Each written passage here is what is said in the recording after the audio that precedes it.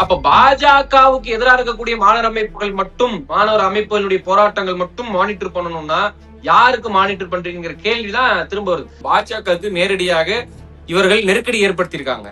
அப்ப அவங்க தமிழ்நாட்டுல எமர்ஜ் ஆகக்கூடாதுன்னு நினைக்க வேண்டிய அவசியம் தாவேகாக்கு என்ன இருக்கு? காங்கிரஸோட கூட்டணியில் இருக்கிறதுனாலேயே இது பாஜகவுக்கு எதிரான அரசு என்று சொல்லிட முடியுமா அப்படிங்கிற சந்தேகம் வருது. இது திரு அமைச்சர் விஸ்வநாதன் அவரோட நாலேஜ் இல்லாம நடந்ததா, இல்ல முதல்வர் திரு ஜோசப் விஜய் அவருடைய நாலேஜ் இல்லாம நடக்குதா, துறை சார்ந்த அமைச்சரையும் முதல்வரையும் தாண்டிய வானளவு அதிகாரம் படைச்ச காலேஜ் எஜுகேஷனுடைய கமிஷனரும் டைரக்டரும் இருக்காங்களா, ஒன்றிய அரசுக்காக இந்த அதிகாரிகள் வேலை செய்யறாங்களாங்கிற டெல்லியினுடைய காவல்துறையை வைத்துக்கொண்டு ஜந்தர் மந்தர் போராட்டத்துக்கு டிஏனுடைய ஸ்டூடெண்ட்ஸும் ஜேஎன்யூட ஸ்டூடெண்ட்ஸும் அம்பேத்கர் லா யூனிவர்சிட்டி ஸ்டூடெண்ட்ஸும் போகக்கூடாதுன்னு ஒரு இன்ஸ்ட்ரக்ஷன் உள்துறை அமைச்சர் அமித்ஷாவால கொடுக்கப்பட்டுச்சோ, அதே போலதான் இந்த ஒரு இன்ஸ்ட்ரக்ஷன் இருக்கு. நீங்க ஆட்சி இல்லாத போது ஒரு நியாயம் பேசுவீங்க, ஆட்சிக்கு வந்ததுக்கு அப்புறம் இன்னொரு நியாயம் பேசுவீங்க. பேரும் 6 முதல் 60% வரை ஆடி தள்ளுபடியுடன் சூப்பர் சரவணா ஸ்டோர்ஸ், சென்னை, மதுரை, கோவை.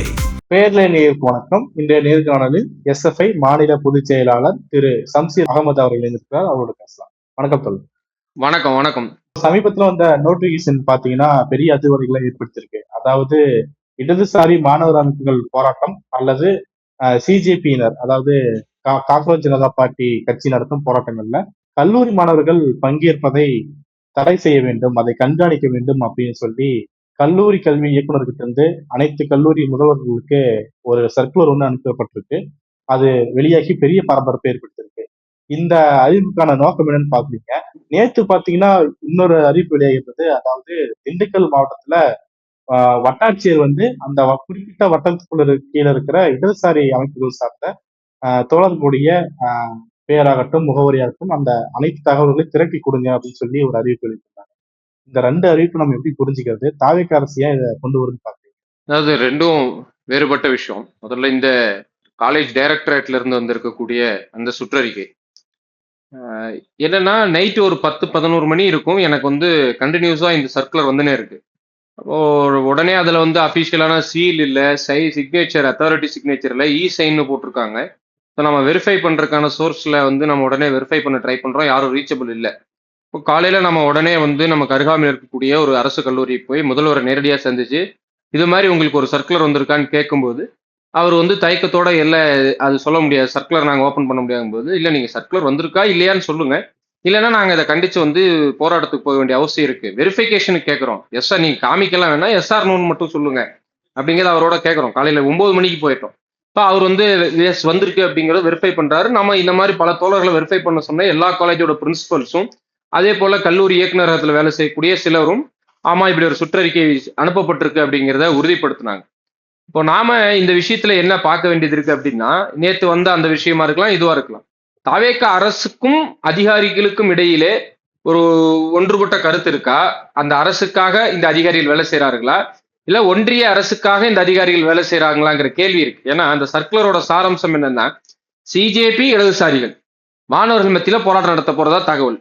அதை நீங்க தடுக்கணும், காவல்துறையோட அனுமதியோட தடுக்கணும். எப்படி டெல்லியினுடைய காவல்துறையை வைத்துக்கொண்டு ஜந்தர் மந்தர் போராட்டத்துக்கு டிஏனுடைய ஸ்டூடெண்ட்ஸும் ஜேஎன்யூட ஸ்டூடெண்ட்ஸும் அம்பேத்கர் லா யூனிவர்சிட்டி ஸ்டூடெண்ட்ஸும் போகக்கூடாதுன்னு ஒரு இன்ஸ்ட்ரக்ஷன் உள்துறை அமைச்சர் அமித்ஷாவால கொடுக்கப்பட்டுச்சோ, அதே போலதான் இந்த ஒரு இன்ஸ்ட்ரக்ஷன் இருக்கு. இப்ப யார் போராட்டத்துக்கு அறைவல் கொடுத்தா என்ன போராட்டங்கிறதெல்லாம் அது இன்னும் நமக்கு தெரியல. ஆனா இப்படி ஒரு சுற்றறிக்கை அதுவும் மாணவர்கள் அரசியல் ரீதியாக கேள்வி கேட்பதோ போராடுவதோ கிளர்ச்சியில் ஈடுபடுவதோ கூடாது என்கின்ற விதமான ஒரு நிலைப்பாட்டை உயர்கல்வித்துறையின் அரசு கல்லூரிகளுக்கான கல்லூரி இயக்குநரகம் முடிவெடுக்குதுன்னா, இது திரு அமைச்சர் விஸ்வநாதன் அவரோட நாலேஜ் இல்லாம நடந்ததா, இல்ல முதல்வர் திரு ஜோசப் விஜய் அவருடைய நாலேஜ் இல்லாம நடக்குதா, இல்ல இவங்க 2 பேரையும் மீறிய அதிகாரத்தை படைத்தவர்களா? எடப்பாடி ஆட்சி காலத்துல வட்டாட்சியர் அதிகாரம் படைச்சவரா இருந்தார் பாருங்க, துப்பாக்கி சூடு கொடுக்கறதுக்கு. அது போல இன்னைக்கு இவர்கள் துறை சார்ந்த அமைச்சரையும் முதல்வரையும் தாண்டிய வானளவு அதிகாரம் படைச்ச காலேஜ் எஜுகேஷனுடைய கமிஷனரும் டைரக்டரும் இருக்காங்களாங்கிற கேள்வி வருது. ஏன் மாணவர்கள் இப்போ அரசியலமைப்பு சட்டம் ரொம்ப தெளிவா சொல்லுது. நீங்க அதனுடைய சரத்துகள் எல்லாம் பாத்தீங்கன்னா, போராடுவதும் பேச்சுரிமை, எழுத்துரிமை, சங்கம் வைக்கக்கூடிய உரிமை, ஒன்று கூடும் உரிமை, கருத்து தெரிவிக்கக்கூடிய கருத்து சுதந்திரம் உட்பட அனைத்துமே அரசியலமைப்பு சட்டம் வழங்கியிருக்கக்கூடிய உரிமைகள். நான் என்ன கேட்கிறேன், சிஜேபியோ இடதுசாரி மாணவர் அமைப்புகளோ, அதுல எந்த மாணவர் அமைப்புகளும் குறிப்பிடல, நம்ம சிஜேபியை எடுத்துக்குவோம். சிஜேபி என்ன இந்திய அரசால் தடை செய்யப்பட்டக்கூடிய ஒரு ஆர்கனைசேஷனா? தேச துரோக குற்றம் புரிந்ததற்காக தடை செய்யப்பட்டிருக்கக்கூடிய ஒரு அமைப்பா? அப்படி தடை செய்யப்படாத ஒரு அமைப்பாக இருக்கும் பட்சத்துல அதுல கலந்து கொள்ளக்கூடாது, அதை மானிட்டர் பண்ணணும், சர்வைலன்ஸ் பண்ணணும்னு சொல்ற அதிகாரம் உங்களுக்கு யாரு கொடுத்தா? இது இப்ப நம்ம 2 பேரும் பேசிட்டு இருக்கோம். எனக்கெல்லாம் என்ன ஃபீலிங் ஆகுதுன்னா, சுதந்திர எமர்ஜென்சின்னு ஒரு டேர்ம் வச்சுக்கலாம். நாமெல்லாம் சுதந்திரமா இருப்போம், அது வந்து வீட்டுக்குள்ளே இருந்துக்கணும், வெளியில எல்லாம் வரக்கூடாது, போராடக்கூடாது, ஆர்ப்பாட்டம் நடத்தக்கூடாது, காலேஜில் சங்கம் வைக்கக்கூடாது, அரசியலா மக்கள்கிட்ட பேசக்கூடாது, இதெல்லாம் தடை. இப்ப இது என்ன இப்போ இது போலீஸ் ராஜா கவர்மெண்ட் ராஜான்ற கேள்வி இருக்குல்ல. தேர்ந்தெடுக்கப்பட்ட அரசு செயல்படுதா இல்ல அதிகாரிகள் செயல்படுறாங்கிற கேள்வி இருக்கு. இப்ப இது வந்து மிக மோசமான விஷயம். இது நான் என்ன சொல்றேன், இப்ப சுற்றறிக்கை திரும்பப்பட்டிருக்கிறதா எனக்கு டைரக்டரேட்ல இருந்து மெசேஜ் பண்றாங்க, வாட்ஸ்அப்ல அனுப்பிச்சிருக்காங்க இந்த சுற்றறிக்கை திரும்பப்பட்ட ஆணைய.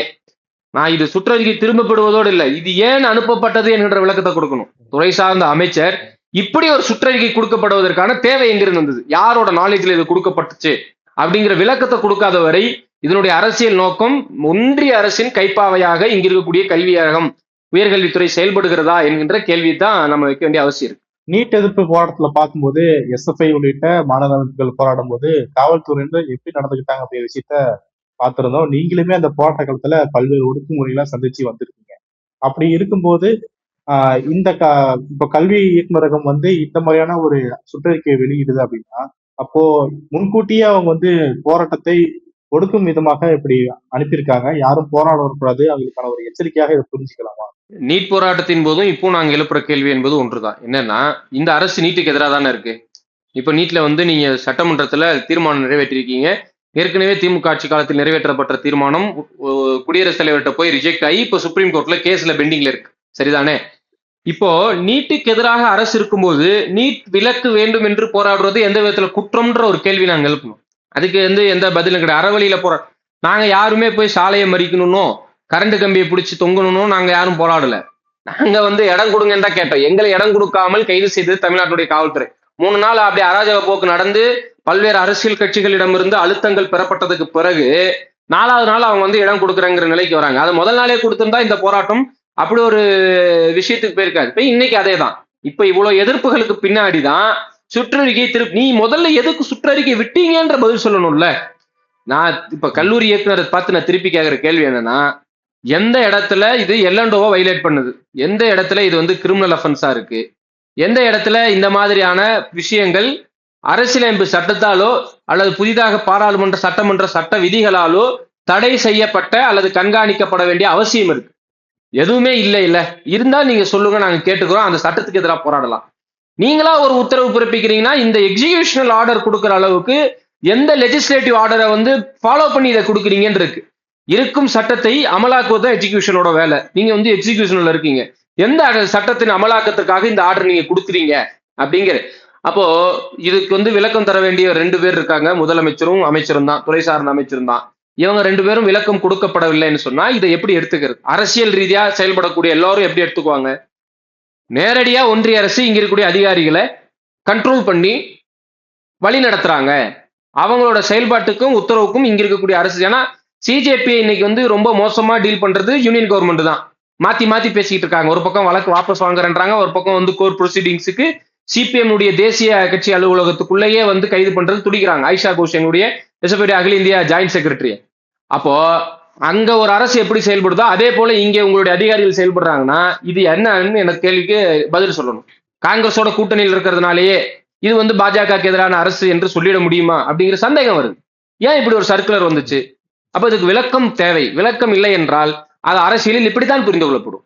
நீட் எதிர்ப்பு போராட்டத்தின் போதே ராஜ்மோகன் அவர்கள் என்ன சொன்னார்னா, மாணவர்கள் ரோட்ல இறங்கிட்டாங்க, போராடக்கூடிய இடங்கள் வேற வேற இருக்கு, ஆனா ரோட்ல இறங்கி சட்டத்துக்கு விரோதமாக அவங்க இறங்கிட்டாங்க அப்படிங்கிற விஷயத்த அவர் பதிவு பண்ணாரு. அப்போ அதை தடுக்கக்கூடிய ஒரு முன்னெச்சரிக்கை நடவடிக்கையாக இதை பார்க்கலாமா? அரசு இந்த போராட்டங்களை எப்படி அணுகுதுன்னு பார்க்க எதுக்கு முன்னெச்சரிக்கை நடவடிக்கை நான் கேட்கிறேன். மாணவர்கள் ரோட்ல இறங்கிட்டாங்கன்னா ரோடு என்ன? நான் என்ன திருப்பி தெளிவா கேட்கறேன்னா, தாவேக்கா வந்து பரந்தூர்ல மக்கள் போராடிட்டு இருக்கும்போது திரு விஜய் அவர்கள் எங்க போய் போராடினார்? ரோட்ல போராடினாரா இல்ல வீட்டுக்குள்ள ஒவ்வொரு வீட்லயும் தனித்தனியா செஞ்சு போராடினாரா? நீங்க இது சென்னை மாநகராட்சியில வந்து தூய்மை பணியாளர்கள் போராட்டம் நடத்தும்போது ஆதவர்ஜுன் எங்க நின்று பேசினார்? ரோட்ல நின்று பேசினாரா இல்ல ரிப்பன் மாளிகைக்குள்ள ஆபீசர் ரூம்ல உட்காந்து பேசினாரா? நீங்க ஆட்சி இல்லாத போது ஒரு நியாயம் பேசுவீங்க, ஆட்சிக்கு வந்ததுக்கு அப்புறம் இன்னொரு நியாயம் பேசுவீங்க. நாங்க என்ன கேட்கிறோம், ரோட்ல உட்கார்ந்துதான் நாங்க போராடுவோம், நாங்க மறியல் தான் பண்ணுவோம்னு எங்கேயாவது சொன்னோமா? அன்றைய தினத்துல 3 நாட்கள் நாங்க அப்படி எங்கேயுமே சொல்லல. நாங்க கேட்டது எங்களுக்கு ஒரு அனுமதிக்கப்பட்ட இடத்தில் காத்திருப்பு போராட்டம் நடத்துவதற்கு அனுமதி வழங்க வேண்டும் என்பதுதான். நாங்க கமிஷனர்ஸ்க்கு கொடுத்த எல்லா லெட்டர்ஸ்லயும் அதுதான் நாங்க தெளிவா மென்ஷன் பண்ணோம். அது வந்து எம்எல்ஏ ஹாஸ்டல்ஸ் இருக்கு, சித்தனா சாலையா இருக்கலாம், இல்ல வந்து ராஜரத்னம் ஸ்டேடியமா இருக்கலாம், பனகல் மாளிகை சைதாப்பேட்டையில் இருக்க பனகல் மாளிகையா இருக்கலாம், வள்ளுவர் கோட்டமா இருக்கலாம், எனி பிளேசஸ், எனி பெர்மிசஸ் நீங்க கொடுங்கன்னு தான் நாங்க போலீஸ்ட கேட்டோம். எங்கேயுமே நாங்க கொடுக்க மாட்டோம், அனுமதியே இல்லை என்று காவல்துறை வந்து எங்களை வலுக்கட்டாயமாக கைது செய்யும் பொழுதுதான் நாங்க சாலையில உட்கார வேண்டிய அவசியம் ஏற்பட்டுச்சு. இப்ப இன்னைக்கு முன்னெச்சரிக்கை நடவடிக்கையா போறாங்கன்னா என்ன முன்னெச்சரிக்கை நடவடிக்கை? அரசியல் சுதந்திரம் மாணவர்களுக்கு இருக்கா இல்லையா? 18 வயசு பூர்த்தியான ஒரு நபர் இந்த நாட்டுல பிரதமரை, முதல்வரை தேர்ந்தெடுக்கக்கூடிய சட்டமன்ற, நாடாளுமன்ற தேர்தலில் வாக்களிக்கும் உரிமை பெற்றிருக்காங்கல்ல. இப்ப 18 வயசுல எந்த பொலிட்டிக்கல் நாலேஜும் இல்லாம டைரக்டா போய் ஓட் போடணும்னு சொல்ல வரீங்களா? அரசை தேர்ந்தெடுக்கும் உரிமை பெற்ற ஒருத்தன் ஏன் அரசியல் பேசும் உரிமை இல்ல? விஜய் வந்து பெரம்பூர் தொகுதியில வந்து தேர்வு செஞ்ச அந்த பெரம்பூர் காலேஜ்ல இருக்க பசங்களுக்கு அங்க அரசியல் பேச தேர்வு இல்லையா? அனுமதி இல்லையா? ராஜவர்ஜுனாவை வந்து வில்லிவாக்கத்துல தேர்வு செஞ்ச அந்த ஆர்ட்ஸ் காலேஜ் ஸ்டூடெண்ட்ஸுக்கு அரசியல் பேச உரிமை இல்லையா? இங்க திருப்பூர்ல பல்வேறு எம்எல்ஏக்களை தேர்வு செஞ்ச அந்த பசங்களுக்கு வந்து இங்க வந்து அரசியல் பேசுவதற்கு உரிமை இல்லையா? பொலிட்டிக்கலா ஓட் போடலாம், அது மட்டும்தான் ஜனநாயக கடமை. அரசியலே பேசக்கூடாதுன்னா அப்ப நான் வாக்கு செலுத்தி இருக்கேன், என்னுடைய வாக்கை நான் சில குறிப்பிட்ட கோரிக்கைகளுக்காகவோ கொள்கைகளுக்காகவோ செலுத்தி இருக்கிறேன்னா அதை நீ செயல்படலையான்னு டிஸ்கஷன் நடத்துவதற்கோ, எதிர்த்து பேசுவதற்கோ, கருத்தை தெரிவிப்பதற்கோ எனக்கு உரிமை இல்லைன்னா என்னுடைய வாக்குகளுக்கு என்ன மரியாதை? அப்பா இவங்க வந்து பொலிட்டிக்கலா வந்து பேசவே கூடாது என்பதே சட்டவிரோதமானது. அது அரசியலமைப்பு சட்டம் வழங்கி இருக்கக்கூடிய அந்த நமக்கு கொடுத்திருக்கக்கூடிய உரிமைகளுக்கு எதிரானது. இந்த அரசு உரிமைகளுக்கு எதிரான அரசா போக வேண்டிய சூழல் இருக்கா தமிழ்நாட்டுலன்றதான் நான் திருப்பி கேட்டதான் எமர்ஜென்சின்னு கேட்கிறேன். ஒரு இண்டிபெண்டன்ட் எமர்ஜென்சின்னு வச்சுக்கலாம். நீ இண்டிபெண்டா இரு வீட்டுக்குள்ள அப்படிங்கிற மாதிரி ஒரு எமர்ஜென்சி கண்டிஷன்ஸ்க்கு தமிழ்நாட்டை நோக்கி நகர்த்துவதற்கு அதிகாரிகளுக்கு இந்த அரசு வந்து சுதந்திரம் கொடுத்திருக்கா அப்படிங்கிற கேள்வி இருக்கு. தாவேக கட்சியின் சார்பில் மாணவர் அணியாகட்டும் இல்ல இளைஞர் அணியாகட்டும் ரெண்டுமே கொண்டு வரப்பட போகுது அப்படின்னு சொல்லி நீண்ட நாட்களாகவே பேச்சுகள் இருந்துட்டு தான் வருது. அப்படி இருக்கிற சூழல்ல இப்போ போராட்டத்துல கலந்து கூட இருக்கக்கூடிய மாணவர்கள் பங்கேற்க கூடாது, அதை வந்து கண்காணிக்கணும் அப்படின்னு சொல்லும்போது அப்போ இனிமேலும் போராட வரக்கூடிய ஒரு மாணவர்கள் தெளிவு பெற்று அந்த தெளிவு பெற்று இந்த இடத்துக்காக நம்ம போராட வேண்டிய அவசியம் இருக்கு அப்படின்னு உணரக்கூடிய மாணவர்களை எச்சரிக்கும் விதமாக, அவர்களை தடுக்கும் விதமாக இது அமைஞ்சிருக்கா? அல்ல அந்த கிரௌட தூக்கி அப்படியே வந்து தாவேக சைட்ல வீட்டுக்கு கொண்டு வந்துடணும்? இப்ப ஏற்கனவே ஐடியாலஜிக்கா வந்து ஐடியாலஜிக்கு உள்ளவர்கள், உள்ள இளைஞர்கள், இல்லாத இளைஞர்கள்னு பேசப்படுகிறது. அப்போ அவர்கள் இல்லாத இளைஞர்கள் ஏற்கனவே ஐடியாலஜி இருக்கிற இளைஞர்களையும் மொத்தமாக வந்து வளர்ச்சி கொண்டு போக வேலைக்குள்ள ஈடுபடுறாங்களா அப்படிங்கிற ஒரு கேள்விதான் இருக்கு. எப்படி பாக்குறீங்க? இதுதான் பிரச்சனையே. நான் என்ன கேட்கிறேன்னா, நாம வந்து தாவேகாக்கு மாணவர் அமைப்பு இருக்கக்கூடாதுனோ, திமுகக்கு மாணவர் அமைப்பு இருக்கக்கூடாது, ஈவன் பிஜேபிக்கு மாணவர் அமைப்பு இருக்கக்கூடாதுலாம் நம்ம பேசல. Let student will decide. மாணவன் முடிவு பண்ண போறான். நீ அரசியல் பேசும் சுதந்திரம் கொடு. இப்ப நீங்க டெல்லி ஜேஎன்யூ எடுத்துக்கோங்க. ஜேஎன்யூல ஏபிவிபி இருக்கு, எஸ்எஃப்ஐ இருக்கு, ஐசா இருக்கு, டிஎஸ்எஃப் இருக்கு, திராவிட மாணவர் அமைப்பு இருக்கு, தமிழ் மாணவர் அமைப்பு இருக்கு, தமிழ் மாணவர் மன்றம் இருக்கு, எல்லா அமைப்புகள் இருக்கு. மாணவர்கள் தேர்வு பண்றான் எந்த அரசியல் வேணும் வேணான்றத.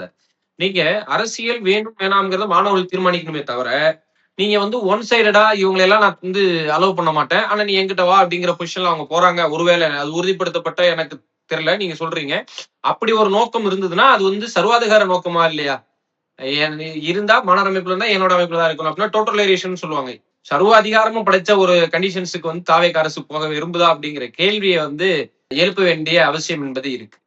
ரெண்டாவது, நீங்க வந்து எங்கேயுமே இடதுசாரி சிஜேபின்னு போடுறாங்க, ஏபிவிபின்னு போடல.